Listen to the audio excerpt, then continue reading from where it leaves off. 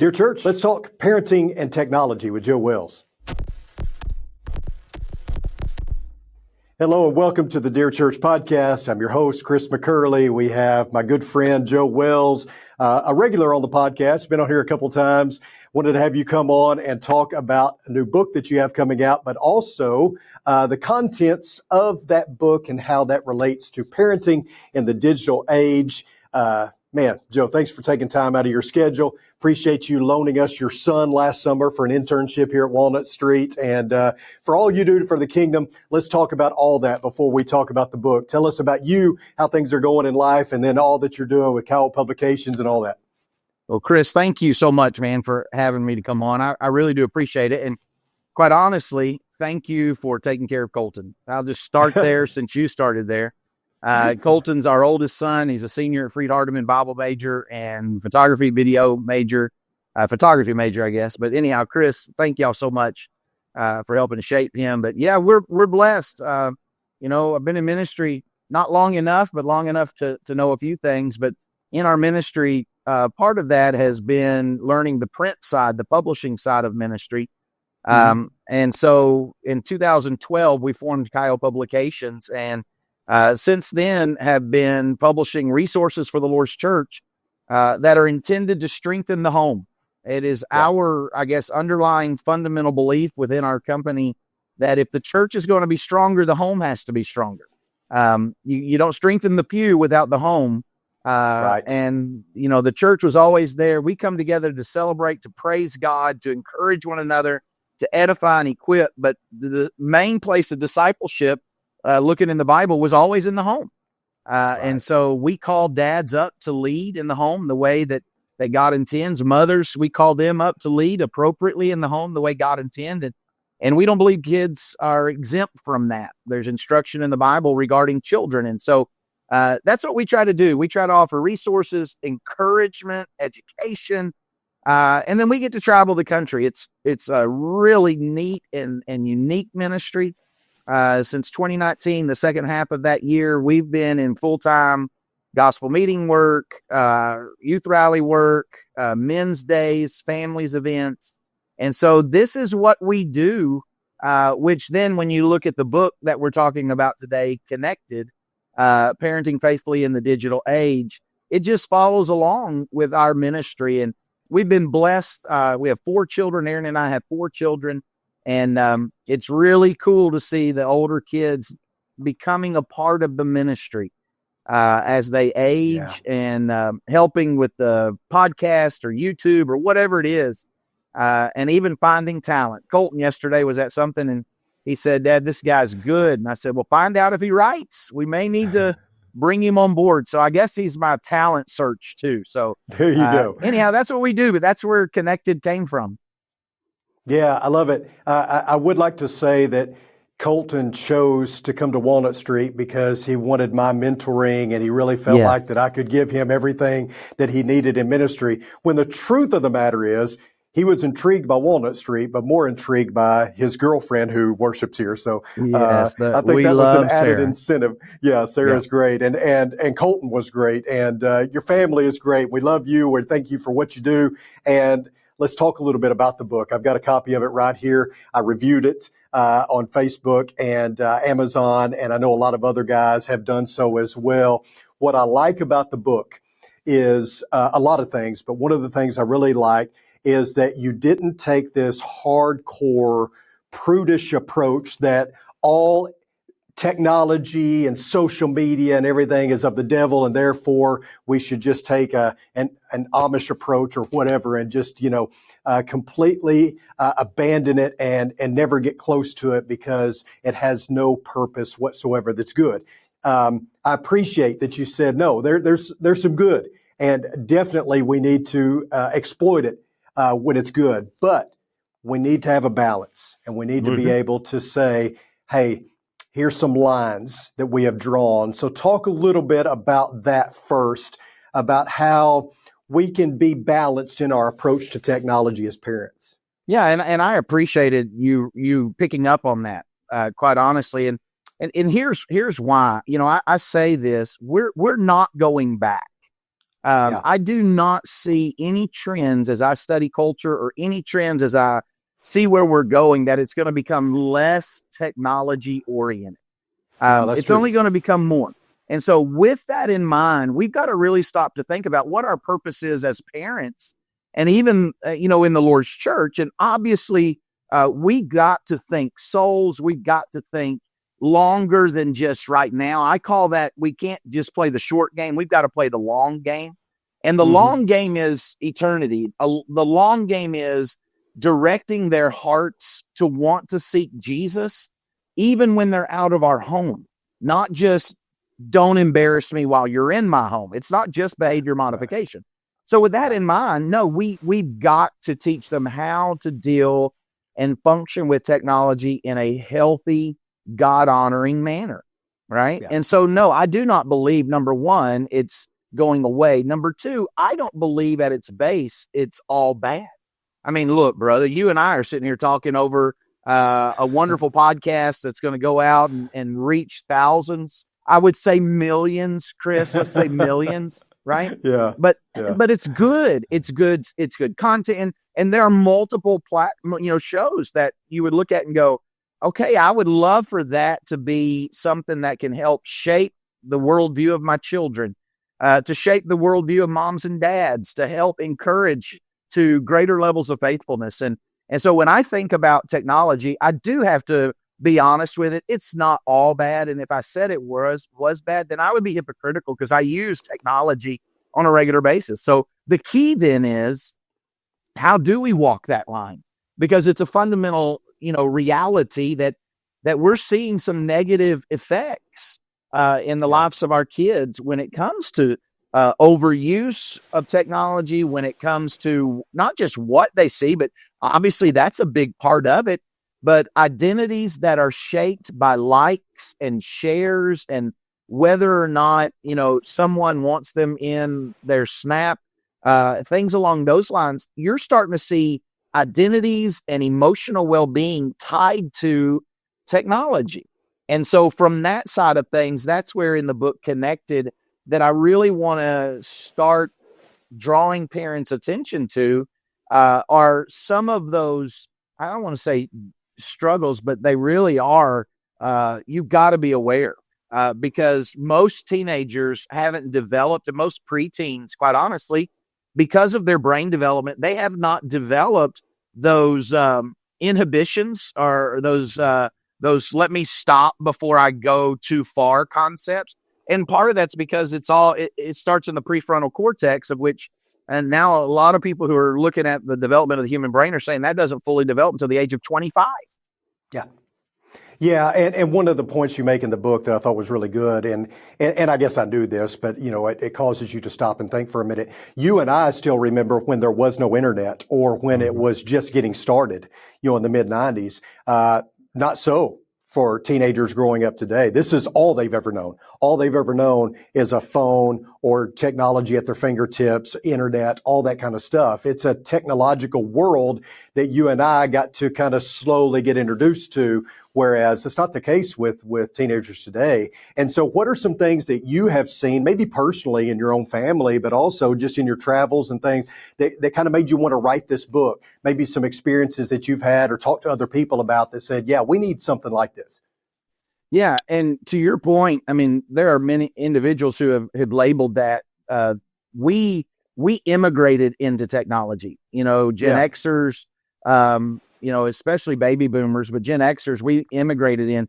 Today, young people with even the millennials, but especially Gen Zers, they're digital immigrants. I believe it was either David Kinnaman or Alpha Barna that they kind of started talking that way, and some other individuals who I've read along the way. But the significance of that is then we're playing catch up. Parents are playing catch up with this. And yes, we remember Apple green screen computers and, creating X's to dance across the screen. And these kids today, man, that's not their reality. And so when I travel and talk with kids and when I research, not just, let's teach them the facts of the Bible. I'm a big believer in we've got to instill faith in our kids, and that doesn't come in the absence of the truth of God's word.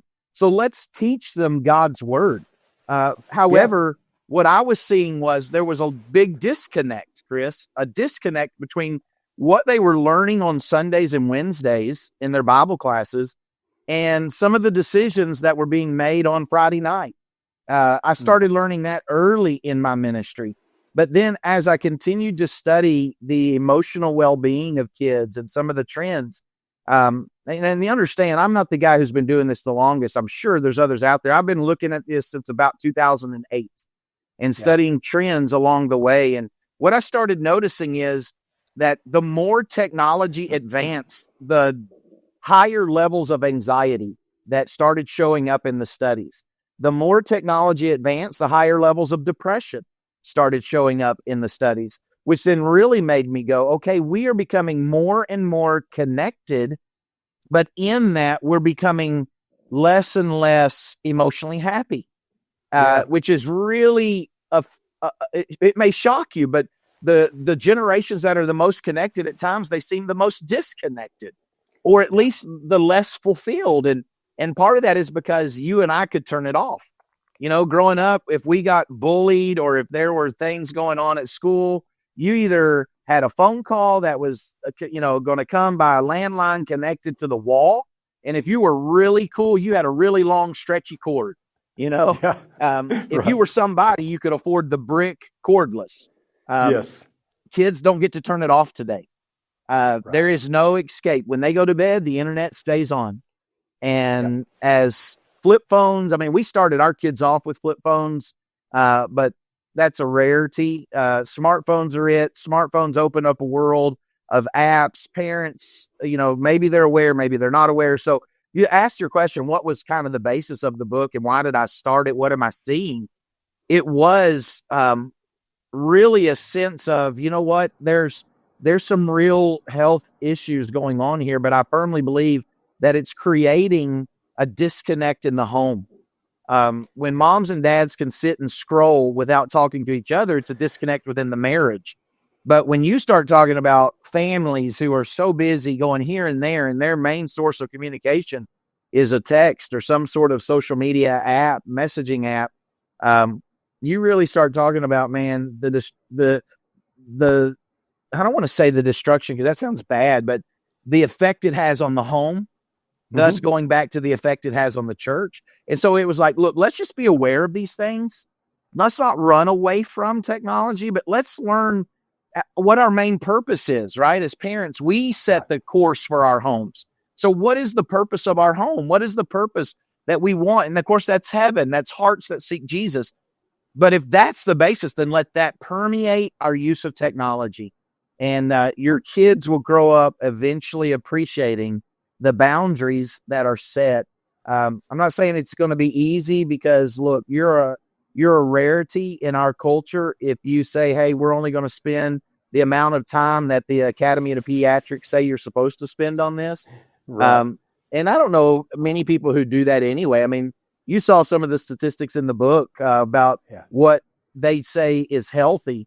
And when you start talking about 15 minutes a day for small children, no internet or media for really small children.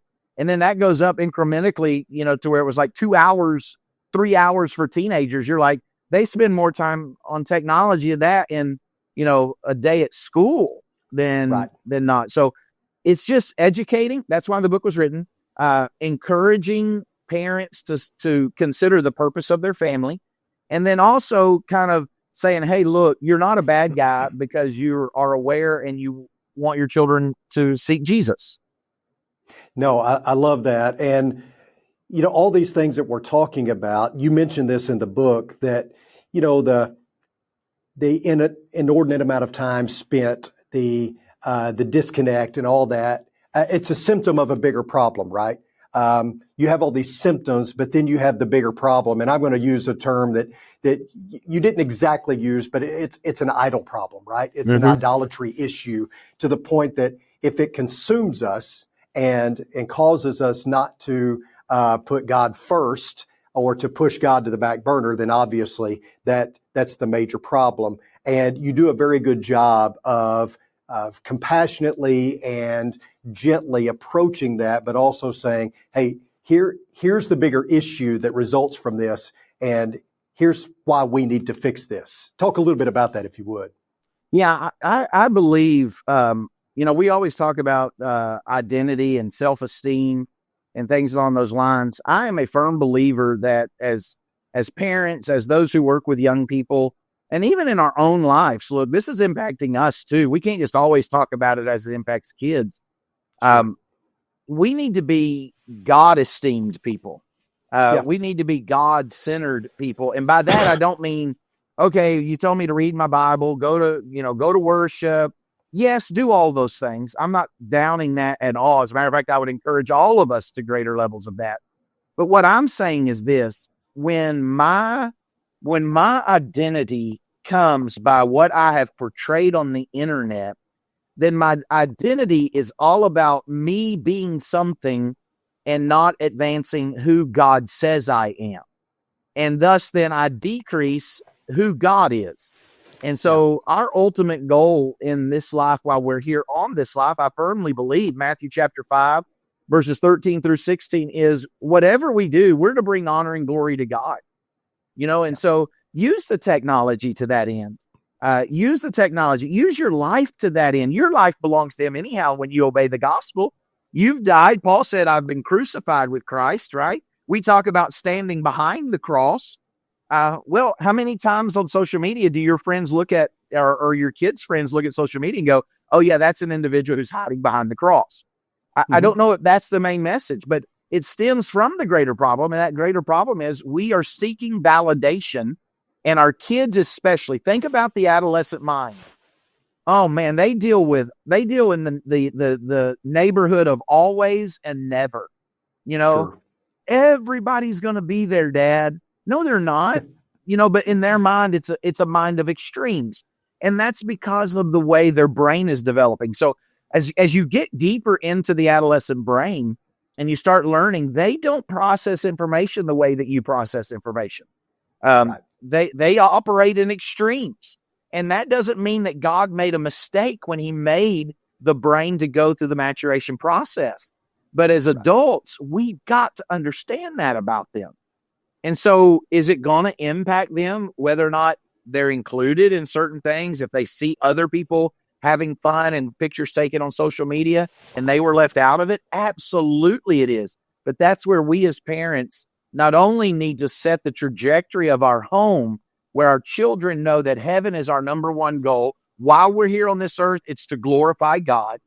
But we also need to understand this. Look, as long as you're seeking to be who God would have you to be, and as long as he affirms you, and he does through his sending of his son, you can read about that in his word.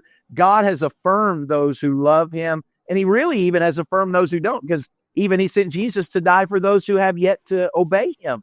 So he's already shown your value. So the secret and the goal is, look, we've got to tie our kids more to be God-centered in their esteem, their worth, their value, instead of, well, did everybody like my post? Did everybody share my post? I need to be involved in this, because if I'm not, I'm missing out. And if I'm missing out, then I'm irrelevant. And therefore, I mentioned in the book, fear of missing out, FOMA, is really an issue that counselors will talk about when it comes to people who are afraid, and they operate with the fear of missing out on something.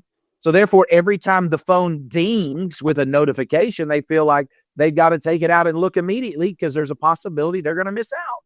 So the greater issue to me is, are we a God-centered family where he shapes our esteem, or are we waiting to be affirmed by everybody else to tell us we're valuable? I really do think that plays into some of it, because that would decrease time, or decrease our urgency to reply to notifications. And it would make it easier for moms and dads and kids to put the devices down and walk away without feeling like they're missing out on something. Yeah.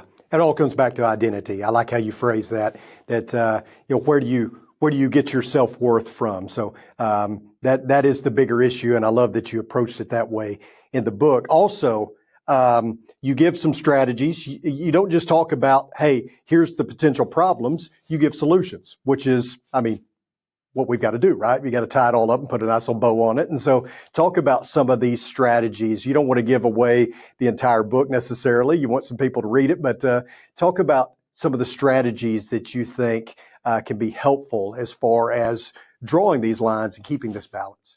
Yeah. And, part of the thing I mentioned earlier is parents and grandparents, and I'll even say grandparents because kids today are, as they're involved with multiple generations, you can't just talk about it from a parenting standpoint because they're going to be with grandparents, they're going to be with aunts and uncles and other adults. So it really is all of us need to be a part of this discussion, quite honestly.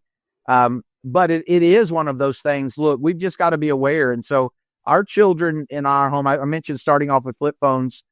We did eventually move them over to smartphones. And part of that was because the cell phone, distributors, the companies, they really kind of push that because that's the ones that are giving away free.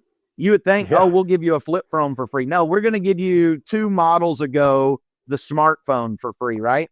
And so that means parents and grandparents, you can't fall behind.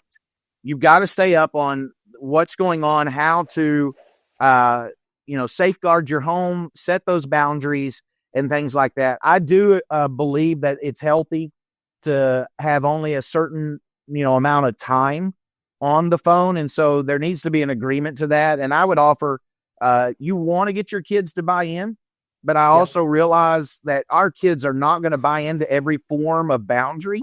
So we can't act as, we're ignorant on that. I look at these, though, as guardrails on the side of a road. If you hit the guardrail, the kid's the car and he's going to hit the guardrail. Well, that means he's still in safety, right? You don't want him to hit the guardrail, but the counter to that is he goes off the cliff. So you're talking about putting some guardrails up that they're going to bounce off of. So number 1 is limit time. Number 2, our kids don't take their cell phones to the rooms at night. There needs to be a central location. Have your kid turn. And I know many people say, well, that's my kid's alarm clock. Well, buy them an alarm clock. Then you can still do that because here's the deal. A lot of studies are showing that after parents go to bed, those kids are getting on their phones at night in their rooms, staying up to long hours of the night, playing games on social media. And then we wonder why they're always tired. Well, adolescents, they're going to be tired a lot because their body is in overdrive of how it's developing. But you can help in that. And then I go into some ideas regarding the device itself or the internet. You can actually configure the modem or the router rather to have some safeguards. A lot of the cell phone carriers have safeguards because the concern is, well, if I fix it on my Wi-Fi, will it fix it when they're using cell phone data? And there are some things out there that you can do to help that. The phones have settings and restrictions on themselves that you can use. You can buy, subscribe to things like Covenant Eyes. That's what our family subscribes to. You can, through Google, if you're an Android user, there's some resources that are available that I mentioned in the book. So here's the basis of the boundaries, Chris. I believe that you don't just need to set one boundary and then walk away as an authoritarian.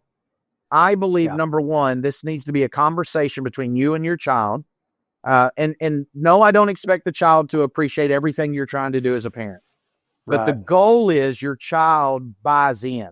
So instead of just setting a boundary and say, there, deal with it, how about talk about what your goal is for that child?